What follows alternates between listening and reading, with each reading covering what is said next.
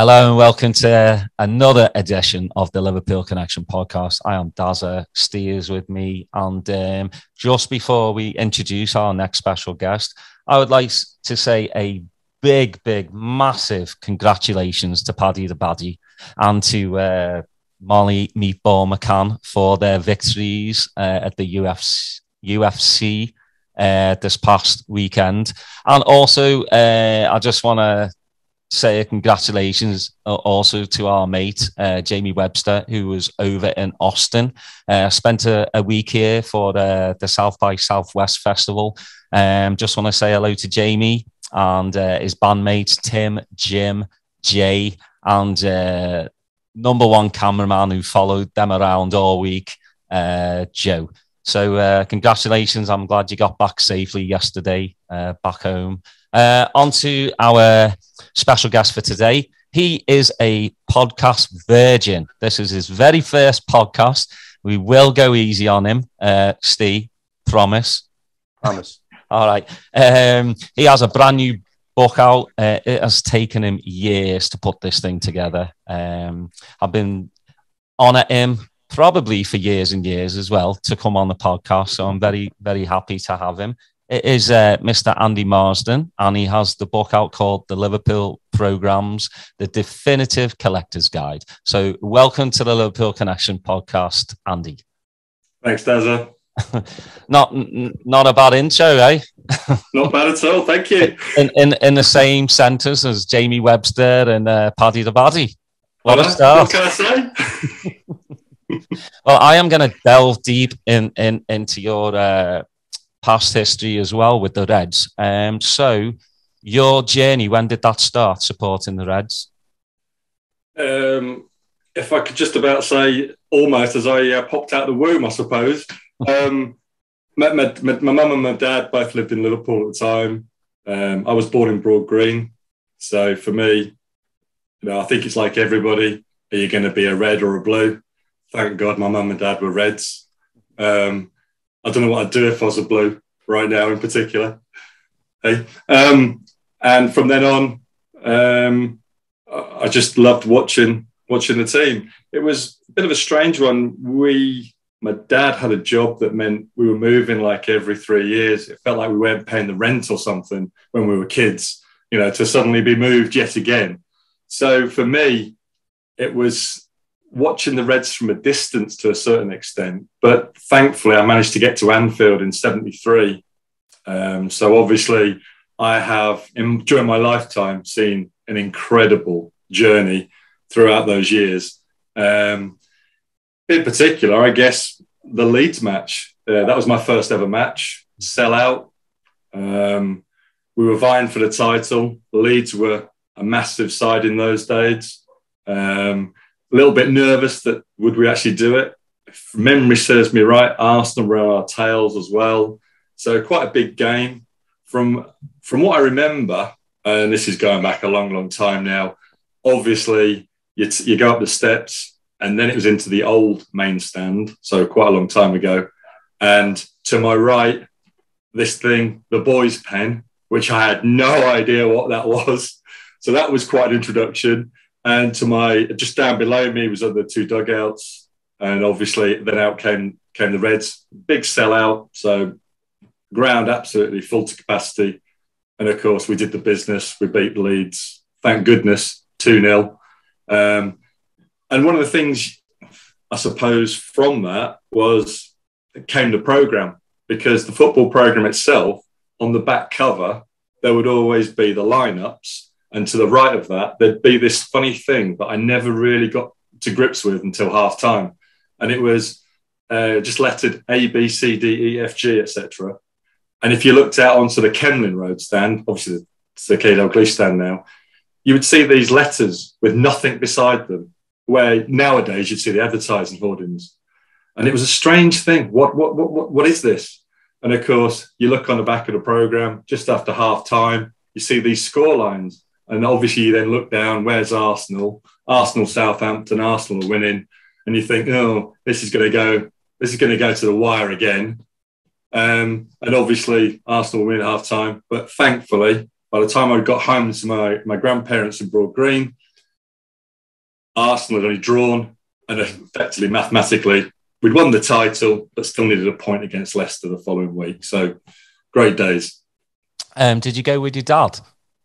No, funny enough, my uncle took me. My dad was away at the time, so my uncle very kindly took me. So it was a great introduction. I've seen, I don't know, in those days, obviously, when we were talking earlier about the mobile phones, nobody had anything like that. But in that nowadays, you see youngsters going for their first game.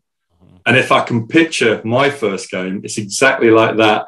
They walk up the steps, they look out onto the Anfield turf, and it's just an absolute delight to go and see them.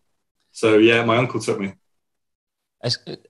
I think a lot of people are like that though. It's not their dads, because my granddad took me. I know a lot of mates, their uncles, even aunties took them. It's just the way it was back then. But yeah, the boys' pen was a bit weird for me, because I never went in it. No, neither did I. When I first went, I was 7. And my granddad was like, "I'm not putting you down there. You're staying on my shoulders." As you could back then. You can't do that anymore. Obviously, safety reasons. But yeah, it's changed a lot. I miss going through the turnstiles. Just paying the £5-6 quid and just getting in. As opposed to now where it's whole like digitally. And, for the past season, it's been very, very tough. Just very, very tough. Because a lot of people aren't, technologically advanced. So they're like, I have no idea how you get it off on the phone, how you get it off the phone. So yeah, I think things have changed. Who was your favourite player back then? I suppose deep down, it sort of fell between Keegan and Toshak. And I remember the day that Keegan left, and I just thought, well, he's never going to get replaced. And then, I'll be honest, in those days, there was no internet. Mm-hmm. Followed the Reds in the newspapers, on the radio, on the television, those sort of things. And it was strange. I remember we were away on holiday during the summer, and this guy called Dalglish signed from Celtic. I'll be honest, I thought, who the hell's he? I had no idea of Scottish football, I'll be honest. Oh my God. I soon forgot about Keegan. You mean there was no YouTube clips of Kenny back then? Yeah, I know. What was YouTube in those days? I know. See, that's the great thing as well. It was hearsay. Maybe a mate had heard about Kenny, and then it gets, talked about, and then you're like, all right, give him a chance, but now you can just get on the internet, you can look him up. I didn't know too much about Luis Diaz. I did the whole YouTube clip thing, and I was like, oh man, he's good. Thinking back then, I wouldn't say he was good before I'd even seen him live actually kick the ball, so but I just want to say also, it's nice to hear that John Toshak is a lot better. Absolutely, couldn't agree more. I hate hearing, when a lot of the old guard, are seriously ill. But it's great that he's come through it. So, but yeah, I would definitely say, for me, it's Barnesy and Kenny. But I used to love Keegan just because nobody had hair like him. Yeah. Well, maybe my dad a little bit. Well, he had the chops. Not so much the hair. Yeah. But yeah. You talk about the pay on the door as well. I mean, I suppose, the Saint Etienne days and that sort of thing. I lived miles away in those days. I was 250, 300 miles away as a school kid. I had no chance to get into Anfield. You'd see Match of the Day, or in those days as well, it was the Big Match on ITV.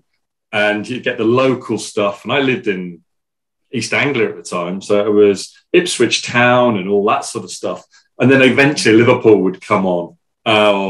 And then you'd be allowed to stay up late at night to watch Match of the Day because, what was a video recorder in those days? Mm-hmm. I don't think it had even been invented at that point. So it was great to see them. But my main memory was mainly the radio, tucked up in bed, school night, put the earpiece in, listening to the football till the final whistle. Obviously, Saint Etienne was a brilliant night, one I'll never forget.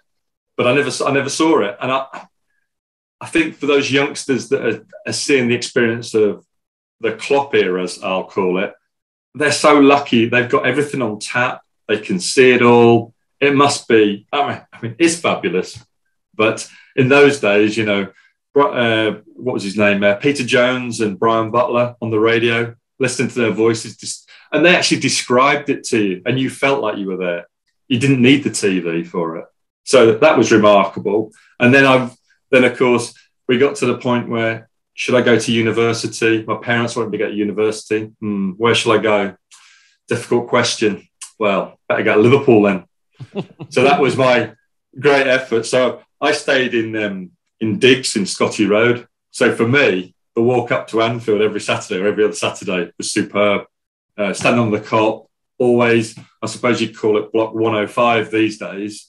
That's where I used to stand and watch, and the same guys would be around me. I always stood in front of the posts rather than behind the posts. I never understood those that want to get crushed just in front, just behind. So that was my recollection. And as you were saying a minute or two ago, the pay on the door. I mean, that was some crazy days. I mean, people won't believe it. But I mean, I think the high unemployment in 82, 83, I think it was. I was there then. And student, not much money, but had enough money to get to the game each week. And I used to pay on the door. Yeah. And then people won't remember it or believe it, but some of the European matches, I walked in to the Kemlyn Road stand about an hour before kickoff, and I had the choice of near enough any seat in the middle of the Kemlyn Road stand. And even at kickoff, there was still loads and loads of empty spaces. I mean, can you imagine that now? No. But it's a ticket, no tickets, just paying the gate. I remember one game, I think it was York City at home. We'd drawn them at their ground, and we were back at Anfield. And I normally turned up to the ground about an hour and a half before kickoff. Like to get in early, get the programme, get settled and everything. And I turned up.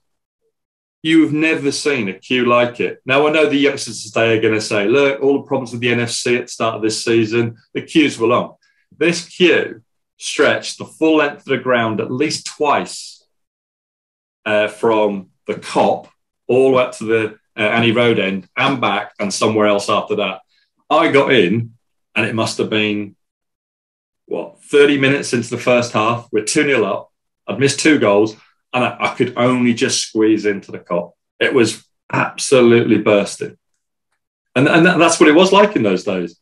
Yeah, and I think that if you notice as well, like, you know, back then, even just waiting, people were more patient. They're not as patient now. You know, you see people arguing in the queue now. Yeah. You know, back then, you were more concerned, just like, you know, I'm ready. I want to watch the Reds. You know, that was my number one priority, is just, you know, and you know, and if I wasn't there for the kickoff, I could still hear what's going on, you know, because somebody had passed it down the line. So I'd be so like, you know, I wouldn't care that the crowd would just, you know, roar. You knew we were about to score, and you hear the massive shouts go up. So yeah, I just think more people back then were a bit more patient. But I think that also comes with like how we were, like you know, money wise as well. You know, you saved up your money to see the match, and you're like, nothing's gonna upset me. So, you know, I'll wait in line, even though it was freezing. But I want to, you know, Steve, I know Steve's raring to go. He's got a bunch of questions, and I always have questions, right? Yeah, you do. They're not too difficult, Steve. Like I said, go easy on Andy. All right, Steve. Okay, we'll start easy. You know, before we get into the book, Andy, thanks for coming on. First of all, you know, this has been a process, and we know you've been so busy getting this book published and, you know, doing the marketing around it. But before we get into it, I always get fascinated by people that tell stories about their first game, you know, back in the 80s, 70s, 60s, whenever it was. And now with the stadium expansion, the globalization of the people that are coming in and watching the games from all over the world. What is your perspective on that? I know that when I went, they were still doing the main stand was the last time. And I could envision, how majestic it was going to end up. But, you're there on a weekly basis. What's your perspective on all that? I think it will be majestic. I think I sit in the main. I've sat in each of the stands for many a year. Mm-hmm. At the moment, I currently sit in the main stand. Mm-hmm. I have my favourite spot. And I think what I learned when the main stand was finished and I sat in there for the first time, it absolutely is massive. Mm-hmm. I mean, I've actually sat in the second to the back row, mm-hmm. and it's so high up. And yet you see the Annie Road end, you see how that's going to be constructed. That is going to be huge again. And then it's going to make the cop the smallest by the look of it from my angle when I sit in the main stand. I think it's going to make life hopefully a little bit better in terms of tickets. But if the team continues the success we all hope it does, I think we're going to have the same problem pretty quick again. Mm-hmm. And that's going to be an interesting conundrum. I think for the fans than the owners. The owners will be very, very happy. But I guess we'll have to wait and see. It's funny because when you're there on the ground, you don't realize the extent of or the processes involved for trying to get tickets, right? As somebody that doesn't live there in Liverpool, obviously for the supporters clubs, we have about 800 tickets to divide among 320 supporters clubs. Right. So that's not the best avenue to get to a match. And it's just, we, as advocates for the team, we wish for everyone to at least go to Anfield one time, but just statistically speaking, it's not going to happen for a lot of people, right? Yeah. I mean, maybe I should confess, I am an ex-owner of Liverpool Football Club. Mm-hmm. I probably owned a brick at the time, but I'm one of those people that a lot of people moan about being a priority rights holder. What I will say is, if I don't go to the game, my ticket goes to somebody that needs it. Yeah. I never, ever let it loose or anything, let anybody lose out on it. I know there's a lot of moaning and groaning about us priority rights holders. I never wanted to sell my share in the first place. I was happy to say I owned a small part of Liverpool Football Club. Sadly, I don't anymore, and it's a crying shame. I wish I did. Right. Well, we wish you did too, because then we're open for adoption, right, Daz?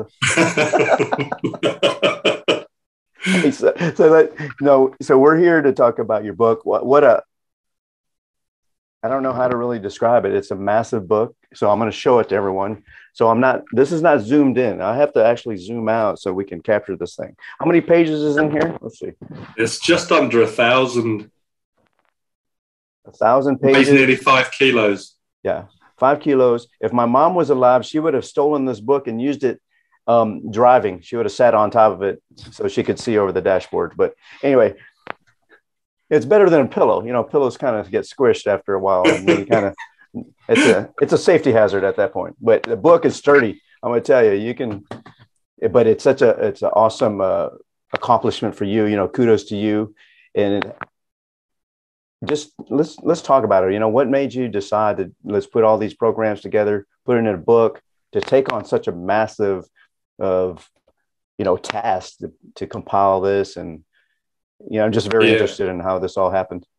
I think I've been drinking too much the night before, Steve. Mm-hmm. Yeah. I suddenly woke up one morning and somebody said, "Why don't you do a book?" And I suddenly chose this one. No, it's back in about 98. Another Liverpool supporter, Jim, he produced a book, and nothing of this sort of thing. It was about 200 pages. Some screen grabs of some programs, a list of what the programs were, and a little bit about the season, maybe a page on each, that sort of thing. Mm-hmm.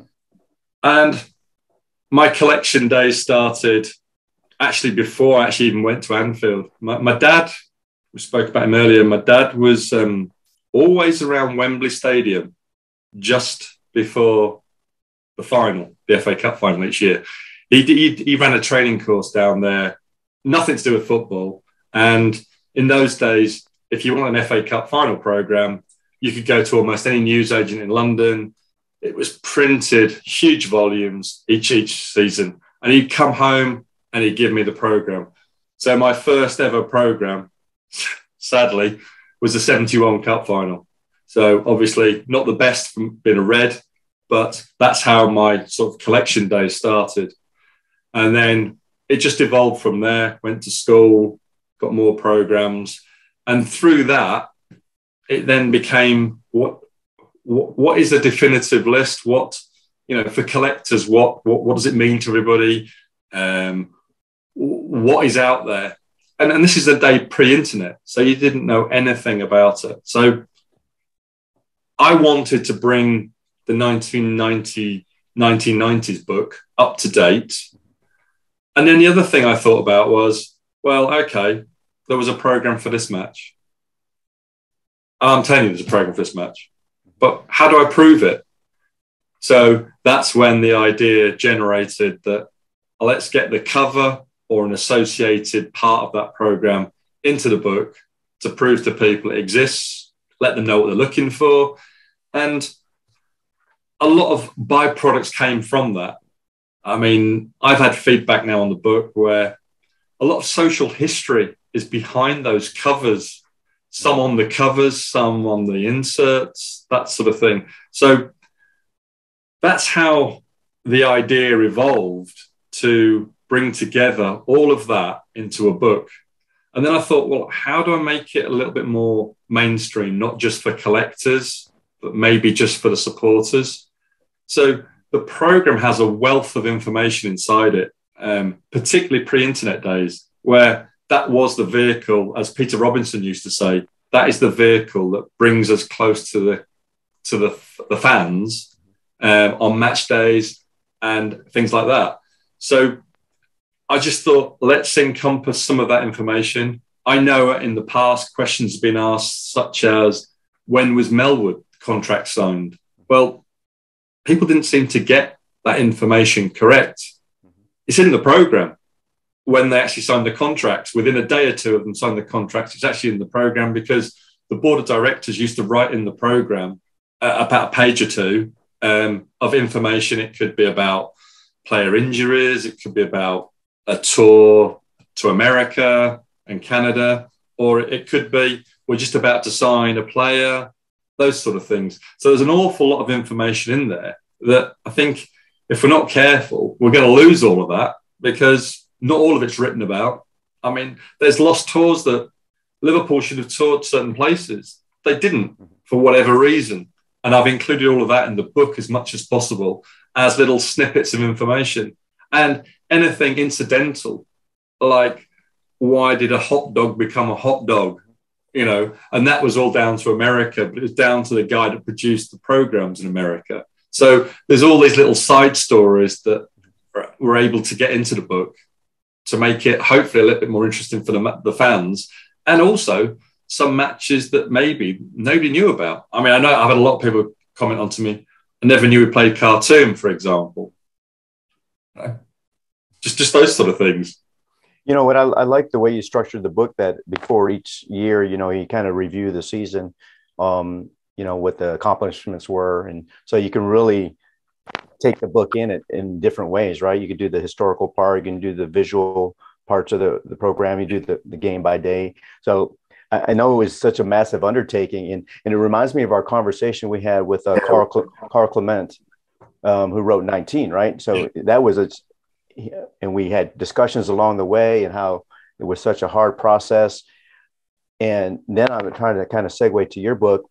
I think logistically it has to be, it's so far out there on what has been produced before, you know, that in itself, and, you know, having spoken to you via messaging, you know, throughout your process too, that it seemed like you didn't realize what it was going to be at the beginning, and it just became harder and harder, and it just snowballed, you got through it somehow. It's Quickly, Andy, if nobody watches the video and just listens to the audio, the face that Andy just made tells it all. Get the screen grab for that. It's 5 years, and I can't stress it enough. Those 5 years, the things that happen inside those 5 years. I mean, Klopp and the team did so much in those 5 years. I could have probably done the whole book on that alone. And I think I was doing the book, also watching this incredible team come to fruition. And even the Klopp bashes in the early days, which used to annoy me massively. But putting that together, I don't think anybody realised, and I'm not trying to look for sympathy here, the last 6 months of that book, you're right, Steve, some of the messages we shared, I had no idea how to write a book. I've never done it before. I was lucky. I had 2 incredible guys that need a good shout out right now. And that was Michael Adams, my editor. Now, he was such a hard taskmaster, and I hope he watches this, and I can't thank him enough. But boy, did he stretch me to my absolute limits. And then Andy Cotliff, the designer of the book, who we spent nearly 2 years talking about it before we even got to the point when we could actually write and put together the images for just one chapter. And the amount of changes we did was incredible. Those last 6 months, I was up at 3 a.m. every day and going to bed at 10 o'clock at night. How I did it, and watch matches and get to Anfield every 2 weeks and to a lot of the away games. It was just a party, but the party was more for the football team than the book towards the end. Well, I would imagine that just the successes of the football team kind of gave you some positive reinforcement, right? To like, I'm doing something that's going to be well received out there in the community. Especially with, going back and all the way back to 1945, right? And, and you're really bridging all the generations. And I think, going back to what Daz and I, we like doing these shows and talking about the history, because we really bring in the newer fans that are really new to the history of the club, and bridging it with the history that really makes the culture of it. Hey, I want to ask you, so you started, the book really starts in 1945. Is there a reason why it started then? Yeah. One, I think if I'd started from 1892, we wouldn't be having this conversation now. I'd still be doing it in 10 years' time. To get images for those programs is incredibly difficult. I've got a big network of collectors who have helped enormously, and they need a good shout out as well in this for the book. They helped me enormously. But the reason it does start on that season is it was the end of the Second World War. The previous book was done from there, and it made my life a little bit easier because some of the hard work had already been done in terms of, was there a program? Wasn't there a program? There were some things I learned and found out about, some by chance, some by the internet. For example, a classic moment when Shankly played for Preston in the 40s, and how could we spell his name incorrectly in the program? But we did as Liverpool. And there were things like that. There were things where we didn't know that there were so many different variants of some of the programs, and I guess an awful lot of change to design for the home programs as well, some in just one season alone. So you can imagine, war is over, paper shortages, what happens? People's got new ideas, and they just changed them there and then. So it was a strange one. You had mentioned the visually the covers and the contents within the programs throughout the years, right? Really representing the social changes of Liverpool. And as somebody not from Liverpool, but really try to learn as much as I can about the history, and take us, when you're compiling it, what what were your thoughts when you start seeing these images again? Is that bringing you back to, you know, the 80s? And I know we've talked politics. We've had Simon Hughes on, and he wrote a good book about that time in Liverpool. What kind of things were going in your head when you start seeing these images again? I think there's a number of things. One is I was a fan foremost and a collector. Did I understand Liverpool history at 10, 15 years old? No, I just wanted to watch the football. Right. And it's something that it dawned on me only maybe 5, 10 years ago. My knowledge of Liverpool Football Club was not great. And I think if we're all honest, you said it a minute ago, Steve, we all have got a lot to learn about Liverpool Football Club still. And the wealth of books that have been written on Liverpool Football Club, and you can still find new stuff, is just incredible. I never appreciated the history, and I still don't. I do a little bit of work for the club on some of the research that goes behind some of the records. I'm on the periphery of it. I try and help when I can. And the knowledge of some of those guys is incredible. But trying to get some of that early 1900 history is really, really difficult from records that exist today. So there was that. And then I guess from the 70s, I moved away from Liverpool in the early 70s. So my recollection of Liverpool is not great until we get into the 80s, when I was probably hidden from the real true unemployment side of things. Being at university, I went to the football. We all went on the social aspect of the beer. And that was mainly my life in Liverpool during those times. So I didn't see the mass unemployment. I understood it more afterwards. I mean, there was a game against Tranmere, early 80s, 82-3, I think it was. And they normally produced a programme. It was a single sheet that night. Paisley took Liverpool over to Prenton. They played the game. On the back of the programme, there's an apology from Tranmere. And you can feel the mass unemployment at that time. And Tranmere are about to go out of business. And Liverpool took a team over there to help raise funds to keep them going. So all of that was quite an education, again, to me, and as a reminder, you know, it must have been really awful for people. I was before that, I was 250 miles away. I was at school. I had no idea what was going on in those days. So I can't stand here now and say, yeah. I just can't.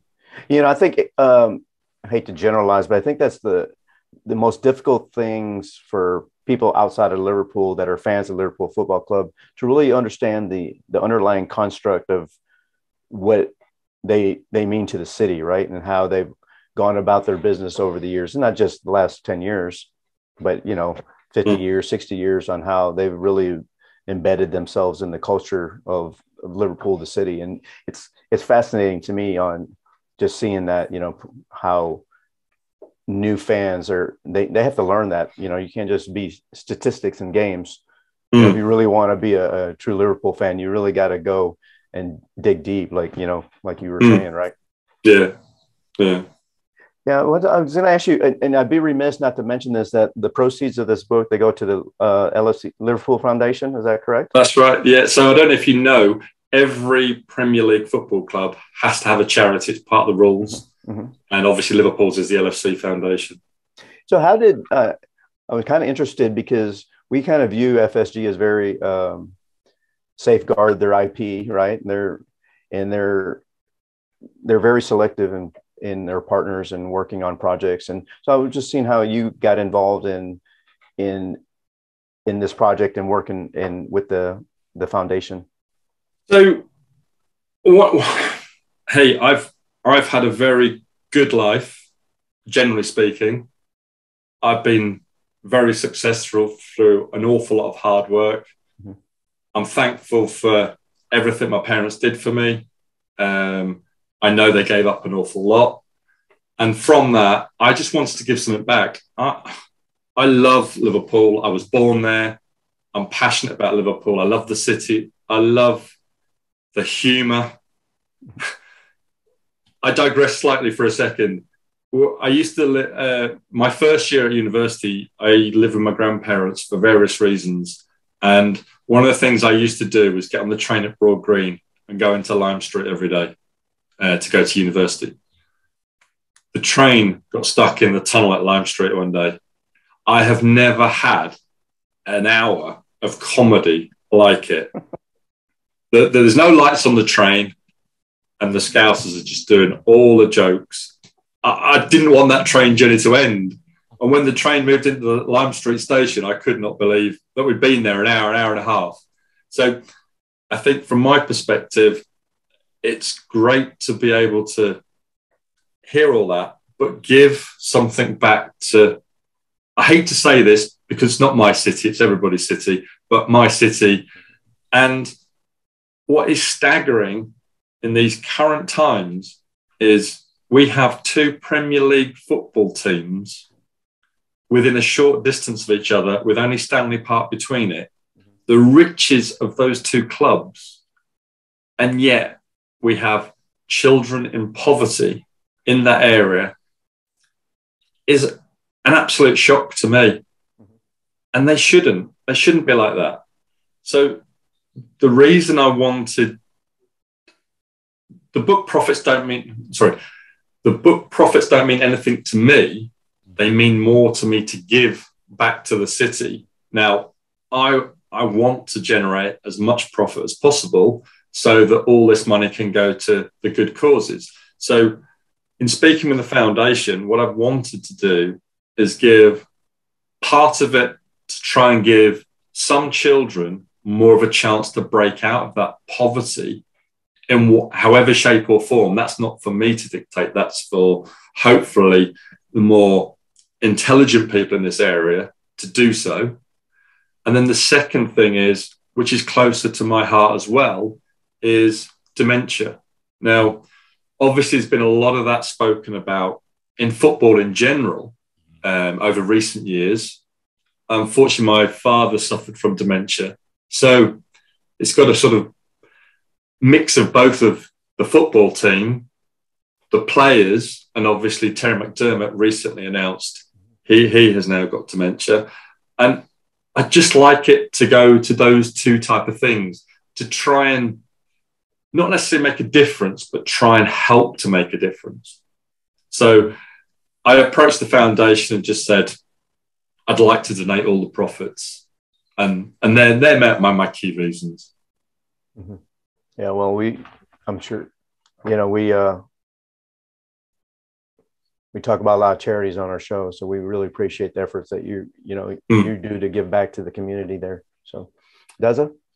I'm in a rocky brain now. Oh no, you're not going to do what you did to Craig Johnston, are you? I'm having my senior moment now, Daza. We owe Craig because he got us back. He got me back for sure. I'll tell you a little story about Craig Johnston before we go on. Yeah. You should have got me on the show when he was doing it. I owe him a lot of thanks. When I was at university staying with my grandparents for the first year, this fella used to knock on the door every so often and give my granddad 2 tickets to some of the most difficult matches you could ever get to. I mentioned York away, 2 seasons. Couldn't get a ticket anywhere. Finals tickets, you name it. Knock on the door, tickets I received. Many years later, I didn't know this at the time. Many years later, I was told the fella that used to knock on the door used to be part of the boot room. In what capacity, I don't know. It's a shame that Ronnie's not alive still, because I'd love to have asked Ronnie. It was a guy called, I can't remember his first name, but his name was Hilton. I think it was Tom Hilton or Mr. Hilton as I knew him. And he used to give me the tickets. So I used to go to some of those games that I never thought I'd get to. But I find out 5 years ago, those tickets were Craig Johnston's tickets. Wow. So there you go. And there's the reason why you listen to our podcast. Find little tidbits like that. Yeah. That's an awesome story, though. It is. I'm going to rack your brain now. When was the first coloured programme produced? When you say coloured, do you mean just red? Is red, white, and black good enough? Yeah, with coloured ink. Coloured ink.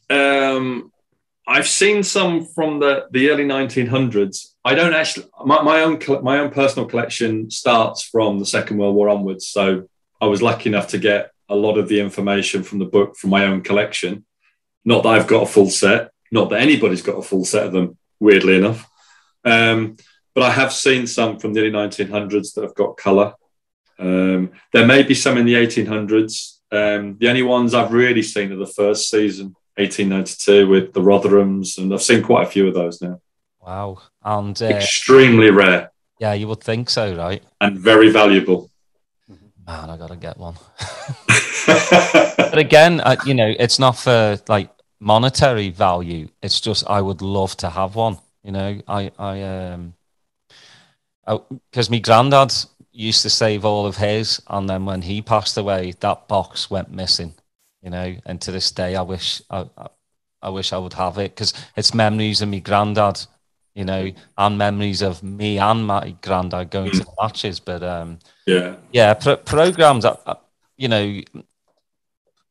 they're great because they have so much insight into them. It's not just about Liverpool Football Club. They have authors in there. They have artists in there, local artists and authors, a platform. So that's great. And to the lad that sells them outside the stadium as well, he gets a few quid in his pocket as well. Yeah. So it's always good. But how many programs do you have now? I think it's about 5,000. Wow. Yeah. Wow. If it comes down in a minute, it'll be coming through the ceiling, because that's where they all are. Next question. You must have a good missus for you to have 5,000 of those still in the house. And for you to be working on that for five odd years as well. She is absolutely brilliant, extremely understanding. But guess what? My penance now is 5 years of DIY. And I hate DIY. Yeah. Ouch. So all I want from Liverpool now is keep winning, more matches. I get out doing the DIY. That's a good deal. Yeah, I'm sure they will. I'm sure Klopp will be like, we're going to win for Andy. Yeah, I hope so. Yeah. Keep him from doing DIY. When you were doing it, because I know you've been on the LFC historical group, Kieran Smith's. Yes. Were any of those people help?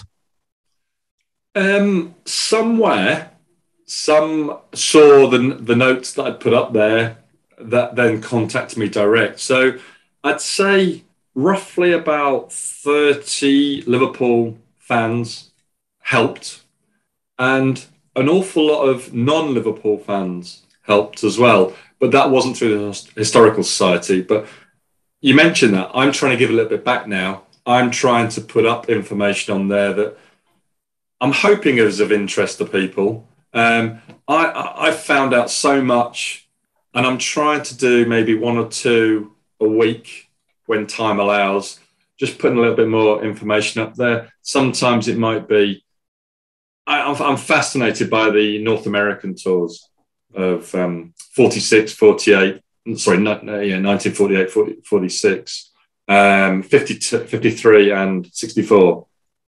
And I've got so much information from there. Some memorabilia I've managed to get hold of, sometimes just photocopies. I'm actually meeting an American friend of mine tomorrow who hopefully is going to surprise me with some more information. He used to work with the likes of Pele, Bobby Moore in American football, soccer. And he also worked on the US World Cup bid and the process. So he's a fountain of knowledge for me to get much more information about those Liverpool tours. And it's been great to actually put Mark Platt, and I know you've had him on the show, Mark Platt write about a couple of things about the US stuff that I learned, and it just seems right to share that information. So it's been great from those perspectives. Yeah, it's such an amazing group. We've had Kieran on the show as well. He's a smashing bloke. It is. And, I've learned so much from that group. The amount of people that are involved in it and just give so much to it. Yeah. I suggest anybody who's on Facebook, get on there. It's LFC Historical Group. Historical. Yeah. It is absolutely boss. Like, stuff I've never even heard of, like in the early 1900s. And like, if you really do want to be, full on 100% Liverpool supporter, don't just go watch the matches on the telly. Like, please learn about the history. Learn about the history of Liverpool itself. If you want to really dive that deep into it, there's so much history. Again, please go check out Andy's book. It'll probably take you about a year and a half to read, but it'll be good reading.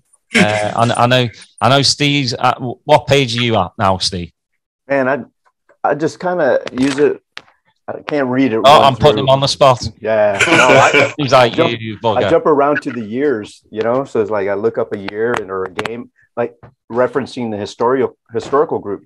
You hear people talk about a game, and then you can go in here and find it and read up about it, and so I want to give some kudos to you, Andy, for helping me get my copy, because I know it wasn't the easiest. We had to do planes, trains, automobiles just to get the copy here, hiding it in someone's luggage on the way out, meeting people in the middle of the night, clandestinely, just to do a pass on. So I really appreciate what you did. It was a pleasure. I just felt sorry for the guys that actually missed the game because the match was called off, wasn't it?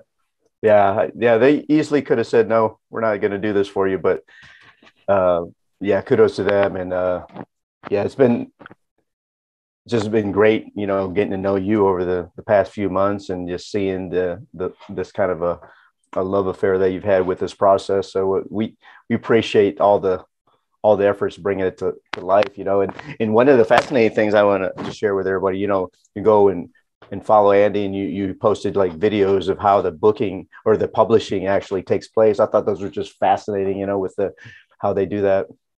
It was one of the companies. That's one of the reasons why we chose the company, that they were going to allow me to fly over there and watch the book being created, but it was a logistical nightmare for me to manage to do that. So they very kindly sent pictures, videos, and everything. Now, as I said earlier, I've never done a book before. Mm-hmm. That process takes 1 month. And when you see the truck arrive at your front door and you go, no gym work for me today, I just need to stay here. It was just phenomenal, the effort that goes into producing a book. And I didn't put everything on there. There's loads more I just didn't have time to put up. Mm-hmm. So much. It's just incredible what they did. We struggled to find somebody because we're on almost the boundaries of a book, that sort of size. And if you go to 2 books, it becomes probably prohibitively expensive. I want to ask you something before we close. And you had mentioned earlier in the podcast that when Keegan was replaced, you never thought anybody could replace him, right? And then we got Dalglish. So now we're at a different point of history, right? Where Salah may or may not leave, and people are thinking, "Hey, we can, we'll never be able to replace him."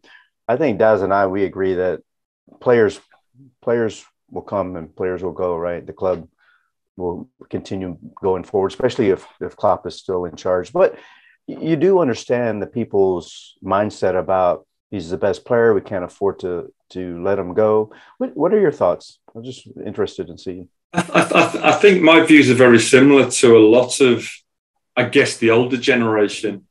You said it a second or two ago. They'll come and go. Do I want him to go? No, of course I don't want him to go. One of the things I recall from the Dalglish signing was, in those days, you didn't know what was going on. There was none of these agents around. There was none of this internet rumours, people feeding other people. Not to my knowledge, anyway. Mm-hmm. So I think we have to be thoughtful of that. And I think if he goes, he goes. Mm-hmm. Now, probably youngsters who may well watch this podcast won't like me for saying it, but what happened? Is it really true? What are those real stories? Mm-hmm, mm-hmm. And I don't know. I used to have a few contacts at the club. I don't anymore. Would I have found out about this? I very much doubt it. Mm-hmm. It's just unfortunate. Will he go? My whole thing is, Liverpool will always be there. The football club will always be there. To me, Liverpool made Mo. Mo didn't make Liverpool. Yes. End of the day, they come and go. We've had Torres. Was I sad when he left? Yeah. Well, what happened to Torres? Yes. Coutinho. Yeah. What happened to Coutinho? The only one that's really had a bit of success is Suarez. And he filled Suarez's boots pretty quickly. So yeah, I'm like everybody. Will I be sad to see him go? Yes, but if that breaks FSG's wage structure and that messes with the rest of the team, there's only one decision that needs to be made: try and get as much money as you can from the sale of him. Where you bring in, two top players for the price that we can sell him for.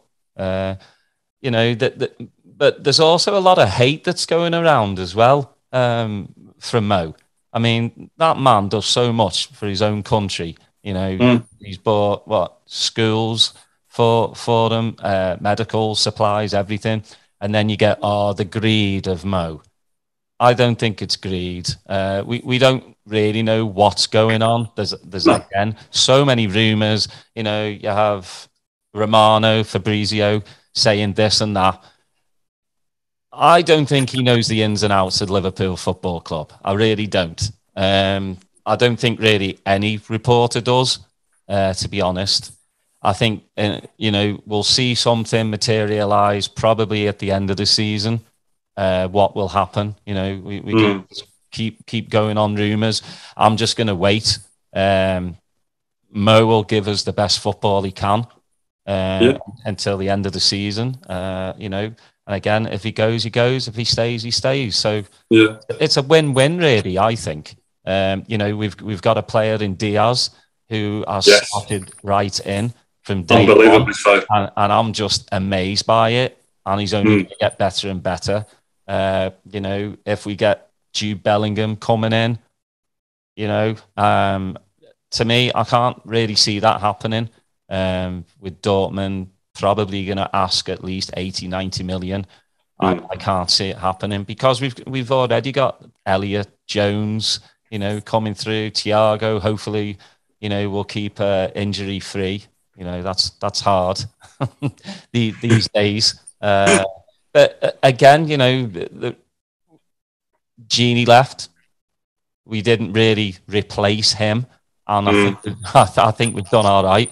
We've won a cup, semi-final of the FA Cup, quarter-final of the Champions League, 1 point behind City. So, yeah, do we really miss him? No. So I just think a lot of people they have their favourites. And I think Genie was, a lot of people's favourites. And I love Genie as well. But again, they're replaceable. Everybody's replaceable. On the team, we've seen that in the history of Liverpool Football Club. We'll have a little moan and a cry. Of course we will. Because we're fans. If we get on with it, yeah, we will. So end of the day, Liverpool Football Club will always be there. So and I think the other thing is, I think from my era, we were a football club. We're not a football club anymore. We're a business. And that's something, for me, that takes quite a lot of difficulty getting my head around. Mm-hmm. But we have to think of it that way. And unfortunately, that's the world we live in today. And now, go ahead. I'm sorry. No, go on. No, I was just going to say, if you understand that we're a business and you reluctantly have to accept that we're a business, then wouldn't you want to be the best business, right? And I think that's what they try to do. They try to be the best business. They're not infallible, obviously, but they get most things right. So we'll see. It'll be interesting, we might go into the summer having 4 trophies, and they might ship Salah off the next day while we're at the parade, and we'll just we won't know. Again, that's business. And the other thing is, who's to say they haven't already got a few lined up? Well, understanding the way FSG does their business, they're going to say the contract has not been signed already as well. We just won't know. But I'll tell you a quick story. I won't say what my dad was involved in the finance sector, and one thing happened. And forgive me, it happened such a long time ago. I can't ask him anymore because he's dead. But in those days, there's a transfer about to happen, and he was home late one night. Very unusual. He was involved in the finances to move Peter Beardsley, and I forget if it was to Liverpool or away from Liverpool these days, and it involved something like 4 other players moving at the same time. So these things happen. They happen then. They're going to happen again. Yeah. Let's just line them up. It's unfortunately, that is business. Mm-hmm. Yep. Well, I mean, and Klopp's even said, these contracts are very, it's just not one page. There's a lot of pages in that. And, again, you have to deal with agents. You have to give, that lad the agent to Mo. I don't know if he's being just a smart ass on Twitter, with the emojis of like a laughing thing. I don't know what that's all about. Agents to me are evil. We just saw the Barcelona kid. Is it Gavi? Yeah. About Liverpool that we've offered. Again, that's the agent trying to get better contract for him at Barca. That's what they do. It gives them a cut. It's just I wish we didn't have a middleman. I wish it went back to the 60s, 70s where it was a handshake from the player to the manager. And in the paper the next day. Yeah, exactly. We knew nothing about it. Yeah, and then you'd be like, I wish I could Google him back then. Yeah. But these are the days, and we just go with them. But Andy, it's been an absolute pleasure. I hope we didn't go too hard on you. You were very gentle. Thank you. Where can people buy the book? So they can buy it online on Amazon. A good shout out for North American purchases, Anfield Shop. Mm-hmm. You need to get Alicia on. She can tell you the story about the Anfield Shop. I don't know if you've had her on yet. Yeah, we've had her on. Yeah. Oh, have you had her on? Great. She's great. Oh, that's another one I've got to listen to. See, this is the problem. Being so busy with the book, I've missed out on 5 years of podcasts, videos, documentaries. I've got to catch up now. So my journeys to Liverpool are getting a little bit better each time now. I can listen to your podcasts. And I'm not just trying to sell them. I'm genuinely listening to them, as we said earlier. Online at Amazon, but only in the UK, directly from me using the lfcprogman.com website. If you're in the UK, you can order it from your local bookshop. And also this weekend, because the Legends game, I'll give you the exclusive. It's going to be on a special offer, £20 off. Just for this weekend. It's probably going to start Thursday and finish on Sunday night. Nice. Yeah, don't forget, everyone, tune in if you have LFC TV. The Legends match will be on with Kenny, the coach, and Stevie G. You'll see Stevie. It's just been announced, yes. Yeah, it's another one which I think is great. We talked about kids getting in the ground. Usually on regular match days, it's hard. But the Legends, a lot more families go, a lot more kids can get in. So it's a chance to see these Liverpool legends play. And I wish I was back home to go see that. Because I mean, Danny Agger's playing as well. He's Danny Agger is playing, yes, as well. So look, very lucky people to be going to that. So I appreciate it. Again, Andy, thank you so much. I'm glad we finally you finally had time. After doing your 5-year ordeal, but I mean, seriously, what a book, and it weighs a ton. So every time you pick it up, you have a bit of a workout as well. So 2 kills 2 birds with 1 stone. Always good. Yeah. Or great to grow 6 foot. Right. Or as Steve said, you can, if you're too small to drive. That's right. It's an extra booster seat for you. But thank you so much, everyone. Please subscribe to the podcast. And we also have the YouTube channel, the Liverpool Connection Podcast. Give it a like and give it a subscribe. And again, we really appreciate you listening. And until next time, up the Reds and have a good one.